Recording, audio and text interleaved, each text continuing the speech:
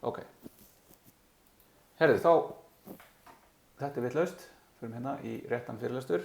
Velkomin í viku 2 í vefforritun.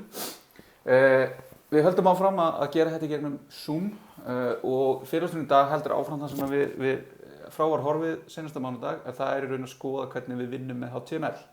Við munum svo taka 2 fyrirlestur í því og svo 3. fyrirlesturinn verður aðgengismál og leitarvélabestun og svo í lokin förum við yfir og kynnum verkefni 2. Ég er sem sagt að fylgjast með chatinu á Slack og stoppa ef að það er einhverjum spurningar þar. En við hættum sem sagt í seinustu viku þar sem við vorum að vinna með þetta minnsta HTML5 skjal og HTML5, við notum það í raun alveg eins. Þannig að hvort heldur sem þá þýðir þetta bara HTML eins og það er í sinni mynd í dag. Og nú ætlum við að fara að bæta við þetta skjal, en áður en við gerum það, þá ætlum við aðeins að tala hvernig við skrifum HTML og hvernig við gerum snyrtilegan kóða. En eins og við ræddum aðeins, það var XML eitthvað sem var mjög vinsælt í kringum 2000 og það er líka staðlað af W3C og er í raun mjög svipað HTML þar sem nema við getum búið til þau element sem við viljum.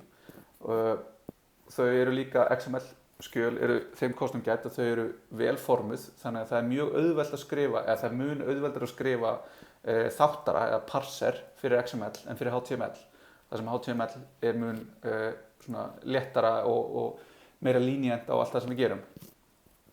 Og þess vegna reyndi fólk að búa til þetta XHTML sem átti að vera HTML sem XML en ekki SGML.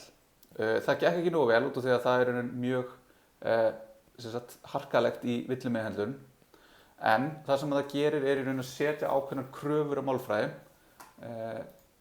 og til dæmis að það er einhver sem er ekki mjútaður svona er að allt HTML sem við skrifum verður að vera vel formað, sem þýðir þá að við verðum að opna og loka elementum í réttri röð. Þannig hérna erum við að gera í réttri röð. Það er að segja, við erum að loka strong áður en við lokum p-inu. Hér erum við að loka p-inu áður en við lokum strong, sem þýðir að við verðum með eitthvað ójafnvægi í elementunum okkar og í endatögunum okkar hér, sem mun gera í raun þáttun og skjalinu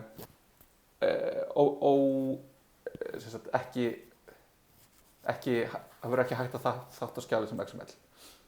Og svo að hafa tög og attribút allt saman í lágstöfum, þannig að það er hér versus það að vera með annarkvort allt í hástöfum eða í eitthvað bland, hafa opnað með stóru p, lokað með litlu p, hafa stórt c og svo litla stafi í klass, heldur bara allt í lágstöfum. Og það er að enda alltaf og loka alltaf öllum elementum, þannig að í staðinn fyrir að hafa hérna implicitly einhvers staðar lokað p, þá lokum við bara leið og við viljum og við lokum öllum sjálflokandi eigendum, elementum, og að hafa öll attribút á elementum alltaf innan gæsalappa og ekki stök. Þannig að hérna erum við með attribút og jafntómerkið og svo gæsalappir og gildið inn í því, og ef við erum með gildið sem er annarkvort af eða á, þá setjum við í raun gildið og svo jafnt og nafnið á gildinu sjálfu, í staðinn fyrir að vera með ekki inn í gæsalappum, af því þá verður óljóst hvort ég sé að meina gildið a bil fú eða gildið a, og hvort ég sé síðan að mæla nota fú sem annað eigindi. Þannig að þannig erum við að fjarlægja svona óskilgreind skilnaðarvika, svona ambiguity úr skjölum okkar. Þannig að við erum að vera explicit í því sem við segjum, og það er í raun alltaf betra að vera explicit en implicit. Þannig að þetta er eitthvað sem okkur hugnast. Attribute er í raun eitthvað sem við setjum á byrjunartag elements. Þannig að við rifjum upp frá því seinasta tíma, þá er þetta hérna í heilsinni element. Þetta er byrjunartagið hérna. Þetta eru attribútin á elementinu og þau eru nákvæmlega 2 hér, class og foo, og síðan hefur elementið annarkvort textanóðu eða önnur element inn í sér. Þannig að attribútin er eitthvað sem við setjum á element til þess að gefa því nánari upplýsingar eða nánari, við bætum við aukinni merkingu. Þetta þurfum við ekki að gera í HTML5 en hins vegar þá er þetta eitthvað sem við viljum gera. En sem sagt gallarnir við það að reyna að gera þetta var það að vafrar bara stoppuðu og þeir í raun klikkuðu á því hvað það er í raun hérna Postel's law eða robustness principle sem er skilgreint í TCP-staðlinum. Be conservative in what you do, be liberal in what you accept from others. Þannig að vafrar og við í raun, við tökum við hverjum sem er en við pössum upp á að senda frá okkur eitthvað sem er vel skilgreint. Þannig að hérna höfum við XHTML skjal sem er í lagi en hérna höfum við XHTML skjal sem er ekki í lagi og það er einfallega það að það vantar hérna loka sem þýðir að þetta opnast hérna sem dæmi í lagi, við fáum gögnin hérna en ef við opnum hitt þá fáum við að síðan okkar innihaldi villu. Þannig að þá er í raun ekkert birt frá með þar sem villan kemur upp. Þannig að þetta var afskaplega ekki í lagi þegar fólk var að reyna að nota þetta á stórum fréttavefjum að einhvers staðar vantaði eitt endatag og þá birtist helmingurinn síðan ekki. En svo þegar við ætlum núna að vera að skrifa HTML þá ætlum við að vanda okkur við að vera svolítið snyrtileg og fylgja yfirleitt þessum kröfum sem XHTML setur á málfræði.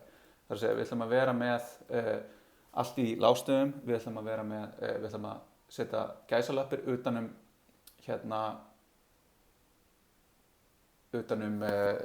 attribute og við ætlum að loka öllum elementunum okkar explicitly þannig að við séum ekki að láta vera að giska af því að það gerir það verkum að það verður auðveldara fyrir okkur að vinna með HTML-ið. Síðan ætlum við að passa upp á inndráttinn sem þýðir að við ætlum að passa upp á það hvernig við notum whitespace. Það er að segja að whitespace er þetta það er einhver sem er ekki mjútaður sem að vera að tala sem þýðir þá að bil og nýja línur eru ekki mikilvægi HTML þannig að það er allt í raun hent saman bara í eitt bil þannig að við getum nýtt okkur það til þess að birta til þess að skipuleggja kóðan okkar með bilum í ritlinum okkar og þetta er oft að góðu kóði lýsir því hvernig innri manneskja maður en maður reynir samt að halda þessu til haga. Þannig að hérna höfum við í raun kóða minnsta HTML skjalið sem fylgir þessu. Það er í raun lokar öllum elementum, er með attribútin okkar inn í gæsalöppum og hérna notum við í raun inndrátt, þar að segja að við opnum þetta element. Næsta element er barn af þessu elementi, við drögum inn hérna 2 bil, síðan fyrir næsta þá drögum við inn önnur 2 bil, þannig að við sjáum í raun tréstruktúrin sem HTML-ið okkar myndar. Þannig að við sjáum hvernig það er út frá þessu whitespace í kóðanum. En hins vegar þá er þetta hér skjal þar sem við erum í raun að blanda saman og gera eitthvað. Við erum með mismunandi stærðir á öllu. Þetta er nákvæmlega það sama merkingafræðilega og fyrradæmið. Fyrir utan í raun hvernig whitespace verður túlkað hérna á eftir þessu P en vafranum er alveg sama hvernig þetta er, hann getur túlkað bæði en okkur sem einhverju sem þarf að lesa þetta og viðhalda þessu og vinna í þessu þá notum við eitthvað sem er snyrtilegt af því að það mun borga sig þegar skjölun okkar fara að stækka. Síðan getum við lent í því að element geta gleypt allt sem er innan þeirra þar til þeim er lokað. Þetta til dæmis við title og text area. Þannig að ef við gleymum að loka title þá mun allt HTML sem fylgir vera túlkað sem eitthvað sem eiga að vera inn í title af því að vafrinn getur í raun og veru ekki gert greinarmun á því hvenær við ætluðum og ætluðum ekki að loka title. Við verðum að skilgreina það sjálf og sama gildir text area. Og ef við erum að loka elementi of snemma þá getur það leitt til þess að það verður ójafnvægi í trén okkar, í trénum sem HTML okkar myndar og þegar við vinnum með CSS þá getur það valdið því að útlitið okkar brotnar eða þá að við fáum bara raun vitlaus gögn. Þannig að hérna getum við séð í raun og nú ætlum ég að sýna ykkur í raun það tól sem við munum nota mikið sem er í seinasta tíma þá skoðum við hérna view source þar sem við getum farið hérna í view page source og séð í raun kóðan sem við sendum frá okkur, en hann síðan túlkaður af vafranum og hann túlkaður í þetta DOM-tré sem Document Object Model. Þannig að ef ég opna hérna þetta, ef ég fer hérna og ég geri annarkvort inspect einhvers staðar á síðunni eða ég fer í view developer tools eða ég nota á Macca alt command I, þá opna ég og loka þetta developer tools sem veitir okkur innsýn í það hvernig elementin okkar eru búin til. Þannig að þá sjáum við hérna hvernig vafrinn hefur parsað skjalið okkar, þáttað það yfir í þetta DOM-tré og þá sjáum við hvernig það lítur út hérna, og ef við gerum slíkt sama fyrir þetta subbulega dæmi okkar, þá sjáum við fáum nákvæmlega sama, fyrir utan það eitt auka upphrópunarmerki og það auka white space hérna, þar sem að vafrinn bætir við og lokar píunu fyrir okkur. Þannig að skiptir ekki máli hvernig við skilum það fyrir vélarnar, en fyrir manneskjuna sem lesa það skiptir það miklu máli. Þannig að þetta eitthvað sem er mjög mikilvægt að temja sér og eitt af því stærsta í verkefni 2 að stór partur af því að skila verkefninu snyrtilegu. Og hérna getum við séð hvað gerist ef við erum með titil, þar sem við sjáum, við erum með title, við lokum honum ekki, og þá verður allt þetta hér. Þannig að við sjáum hérna í titlinum head, body, p-high, html, að því að vafrinn veit ekkert hvenær hann á að hætta, að því að við verðum explicitly að loka title elementin okkar.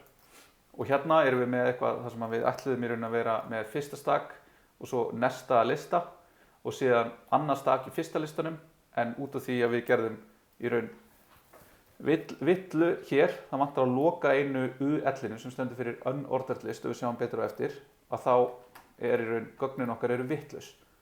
En ef við erum með innrættun okkar ekki nógu góðan, þá verður í raun erfitt fyrir okkur að lesa út úr því og við þurfum í raun að fara að setja þetta upp og hugsa býtum við. Hérna þetta á að vera dregið 1, þetta sinnum annan, og það ekki augljóst fyrir okkur hvar vantar að loka. Með réttum innrætti þá verður það augljóst. En síðan höfum við náttúrulega líka tölvur sem geta hjálpað okkur með þetta, og þá þetta í raun það að kalla það linta kóða, og það að láta einhverja tölvu lesa yfir hann, og þetta til fyrir langflest forritunarmál, við munum nota það bæði fyrir HTML, CSS og JavaScript, og leita að þá villum sem að finnast án þess að keyra kóðan. Þannig að í raun það lesið við kóðan, hann þáttaður af vélinni eða forritinu, og forritið athugar og segir, heyrðu, hér lítur út fyrir að það vanti að loka UL, þú vilt örugglega gera það. Og þetta oft tvenns konar villur, þegar þá mögulegar villur við keyslur, sem væri þá þetta það vantar hérna að loka elementi eða of mikið af opnuðum elementum eða eitthvað svoleiðis, og brota á einhverjum kóðastíl, og kóðastílinn þá eitthvað sem við skilgreinum sjálf. En kóðastílinn þá ef við erum að vinna saman í einhverju verkefni og við ætlum að vera að vinna saman í sömu HTML, CSS og JavaScript skránum, að þá komum við okkur saman það hvernig við ætlum að meðhöndla inndrátt. Ætlum við til þess að nota tabs eða spaces, og þetta þá ekki að þessari grínmynd sem hefur oft verið gerða af forriturum, hvort notaru, ég veit ekki hvort ég ekki draga lyklaborðinu upp, hvort nota ég tab lykilinn á lyklaborðinu eða space lykilinn á lyklaborðinu til að draga inn. Þetta alls ekki þannig, það nota auðvitað allir tab stafinn á lyklaborðinu. Það enginn að fara að íta tvisvar þessum á space eða þrisvar á space, það náttúrulega alveg galið. Þetta hins vegar hvort við erum að nota tab táknið, stafinn eða space stafinn sem með keykode 32 í ASCII, eða tab sem 20 held ég, nei það ekki 20 þannig úrlæn.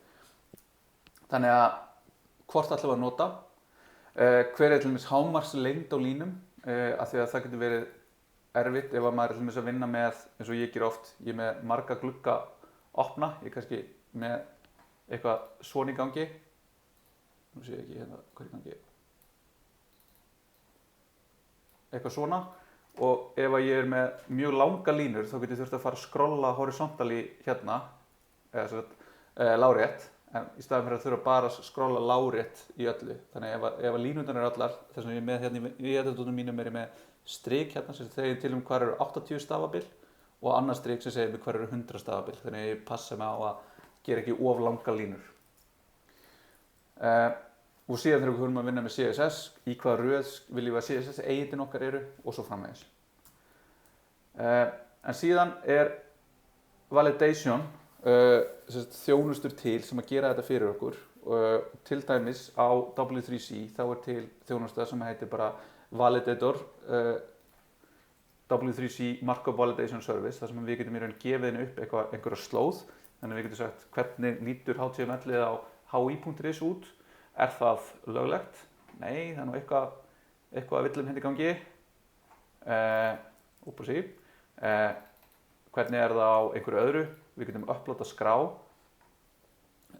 Við getum síðan sett inn okkar eigið efni hér. Þannig að hérna get ég tekið dæmi sem við vorum með áðan, þar sem við vorum með vitlaust indention. Þannig ég ætla að stækka, ég ætla að loka þessum gluggum hérna og stækka þannig að þið sjáu betur. Nei, ég get tekið þetta, afrita þetta og pesta þetta inn hér. Og þá fæ ég hérna no li element in scope, but a li end tag seen. Þannig að við getum séð hérna að hér er villa. Hérna vantar að loka. But they were unclosed elements, unclosed element UL. Þannig að þetta hér er ólokað og það er hérna verið að loka li í staðan fyrir eitthvað annað. Þannig að þá sjáum við hver villan er. Og svo, eins og við kannski sjáum hérna, þá er komið hjá mér í ritlinu mínum að vera að benda mér á nákvæmlega sömu vandamál. En það er út af því að ég setti upp hérna í extensions. Þá setti ég upp hérna installed er eitthvað af þessu mörgu sem ég er með uppsett. W3C validation. Þannig að þessi hérna extension fyrir Visual Studio Code notar sama library, sama kóða og W3C Validation Service til þess að gera þetta jafn óðum og ég slæ inn kóðan. Þannig að ég get verið með stórt HTML-skjal og svo get ég ítt hérna og þá sé ég að það er einhver problems hérna eða sé að þau eru highlightið í ritlinu mínum. Þá get ég farið hérna og ég get séð að þetta er unclosed. Þannig ef ég fer núna hérna og ég loka og þá eru allar villunar farnar. Þannig að þá í raun er skjalið mitt löglegt og þá get ég staðfest það með því að taka það hérna og pesta það hingað inn og það er í lagi. Þannig að nota svona tól hjálpar okkur við það að í raun skrifa réttan kóða frá því í byrjun. Og þetta er út af því að við erum að vinna með HTML sem er ólíkt eins og Java, þar sem er einhver þýðandi, þá er þetta í raun að taka við því hlutverki. Síðan erum við með þetta athugasemdirnar í HTML og síðan ef við þurfum að setja inn, til dæmis ef við ætlum að setja inn minna en fyrir sem við notum til að búa til hérna elementin okkar, þá getum við sett inn þessi character entity og við getum líka sett inn code point, þar sem við getum sett inn nákvæmlega hex-gildið fyrir stafinn í UTF-8, en þetta er eitthvað sem við gerum örsjaldan, en stundum sjáum við til dæmis íslenskan texta sem hefur verið tekin og puðraði gegnum svona og allir íslenski stafir eru encodar einhvern veginn með entity eða í code pointinu sinu sem er í raun óþarfi en gömul tæki gera það. Þannig hérna getum við séð hvernig, hérna erum við með 4 þogn en þau eru öll birt á mismunandi, þetta er raun æskilega leiðin en þetta er allt leiðir til þess að birta þogn með því að nota þessi character entity. Ok, þannig að núna erum við búin að sjá hvernig við ætlum að skrifa HTML okkar og næst er þá í raun þegar við erum að fara að vinna með skjöl sem eru óháð, eru fyrir utan HTML-skjala okkar, hvernig vísum við þau í þau. Þannig þetta er í verkefni 1, þar sem við erum í raun með einhverja mynd sem við viljum vísa í og þegar við vísum í efni þá þurfum við að gefa upp einhverja slóð og við getum sett inn annarkvort afstæða sem er relatív slóð eða nákvæma slóð sem er þá absolutt slóð. Og þetta þá við öll þessi element sem er annarkvort með eitthvað source eða eitthvað href hérna og önnur element sem að vísa í efni. Afstæðu slóðurnar eða relative pathin eru slóðir sem líta þó út frá því skjalið sem við erum í. Þannig að byrjunarpunkturinn okkar er skjalið sem við erum í og við vinnum okkur út frá því. Þannig að ef við erum í skjali og við vísum á emg/foo.jpg ég þarf nú að fjarlægja þessi fú hérna, þá er gert ráð fyrir þessi til mappa EMG á sama stað og HTML skjalið okkar og inn í þeirri möppu sé foo.jpg skjalið. Ef við hins vegar byrjum slóðina á forvartslasi, þá er byrjað á því að fara í rótina á viðkomandi vef. Þannig að ef ég er til dæmis hérna fyrir þessa hérna og ég er hér, þá er rótin í raun þessi, en ég er hins vegar líka með eitthvað sem heitir EMG, ok. En ég byrja þá á því að fara á rótina, þannig að rótin hérna er þetta, localhost, en ef ég er ekki með forvartslast þá er horft út frá því hvar ég er, sem er þá hérna 0.2. Í relatífum slóðum þá þýðir punktur mappan sem við erum í nú þegar og punktur þýðir mappan sem er fyrir ofan. Þetta er þá sama merking og við erum að nota þegar við gerum cd bil punktur, þá fyrir við í möppuna fyrir ofan. Síðan höfum við nákvæma slóðir sem að vísa nákvæmlega í það sem átti við, þannig að það er ekkert svona relatíft í gangi, það er bara nákvæmlega, við vísum nákvæmlega í það sem við viljum. Og það getur verið kostur, að því að við þurfum ekki að vera að rekja okkur upp og niður eftir hlutfallslegri slóð, en það getur brotnað ef einhver partur af nákvæmur slóðun okkar breytist. Þannig að ef við höfum þennan hérna struktúr, við erum inn í verkefnismöppunni, við erum með index.html í þeirri möppu og við viljum einhvern veginn vísa í þessa mynd hérna, þá er þetta allt saman jafngilt.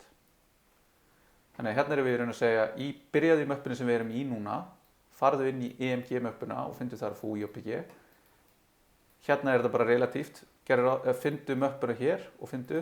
Hérna segjum við, farðu í rótina, við erum að segja að þetta hérna sé rótin, og farðu síðan inn í verkefni, síðan inn í EMG og síðan inn í foo. Og hérna farðu farðu úr þessari möppu sem við erum í hérna, upp í möppuna fyrir ofan, farðu síðan inn í verkefni, síðan inn í EMG og síðan inn í foo. Þannig að allt mun þetta enda á sama staðnum. Þannig að ef við skoðum dæmi það hvernig þetta,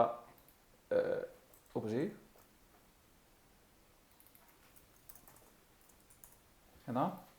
Þannig að hérna höfum við skjal sem að vísar í sama skjal, sama á foreldri, vísar á rót, þannig ég á sama skjal, eða sömu rót átt að vera, sömu hérna möppu, vísar á foreldri, þannig að þá fer ég hérna upp í þetta, á rót, þá fer ég á rótina hérna á þjónunum og hérna get ég vísa síðan í mismunandi skjöl eftir krókaleiðum og ef við sjáum hérna niðri þar sem að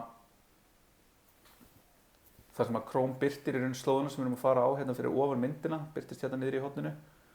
Þá sjáum við hérna að eftir krókaleiðin þá er í raun Chrome búið að leysa úr slóðunni, en krókaleiðin er í raun einhver algjör della, en Chrome í raun les út úr þessu og kemst að því að þetta er í raun bara nákvæmlega sama og vísi dæmi min HTML.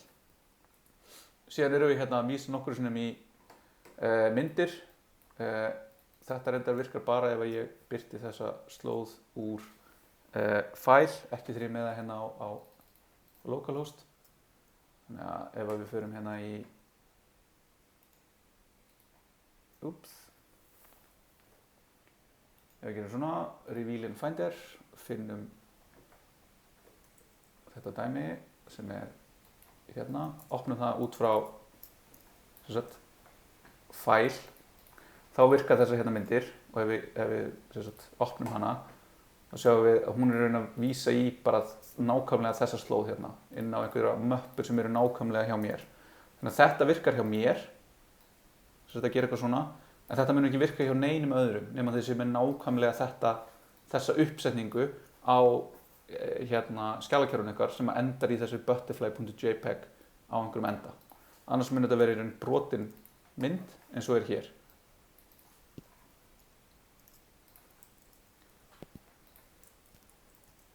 Þetta er þá í raun þessi partur af hérna hvernig við vísum í, skrifum og vinnum með HTML.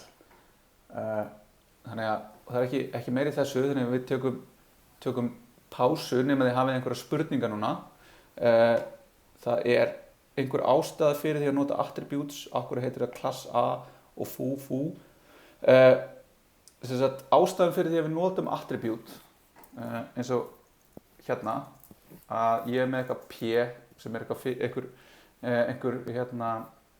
einhver málsgrein og það er inn í hann með einhver texti og svo er ég með einhverja aðra málsgrein og við getum líka gert hérna ef ég er á þessar línu þá get ég kopjað niður hérna þannig að það er hérna selection, copy line down, copy line up, move line down þannig að það er mjög gott þegar ég fara að vinna með þetta að byrja að læra á ritilin ykkar þannig að ég get til dæmis kopjað og ég get afritað hérna 2 línur í einu allavega, ég er hérna með einhverja texta og ég veit að þetta hérna sé mikilvægasti textin en með merkingafræði sem að við skoðum á eftir þá vill ég einhvern veginn geta aðskilið þetta paragraf frá hinum og þá get ég nota class til þess að segja að þetta er important þá get ég síðan þegar við fyrir að nota CSS þá get ég valið nákvæmlega þetta hérna paragraf óháð þessum með því að velja það með þessum hérna class þannig að þá í CSS þá mun ég skrifa selector sem að velur í raun element þá get ég skrifa annarkvort p.important og þá get ég gefið því eitthvað til þess að color red í staðin fyrir að gefa öllum p sem ég myndi gera með þessu hérna þannig að þá er það ástæðan fyrir því við notum class önnur attribute geta verið bara alls konar sem við sjáum á eftir er hópalistin komin? Nei, hópalistin kemur ekki alveg strax við eftir að finna út úr því skilgreiningar til prófs að einhverju leyti en það verður þá í hérna krossaspurningum getur við nota bæði source og array fyrir myndir? Nei, fyrir myndir þá verðum við alltaf að gera það nákvæmlega svona þetta vísar í hvar myndin á heima eða sem sagt hvar hún liggur út frá því hvar hvernig slóð við notum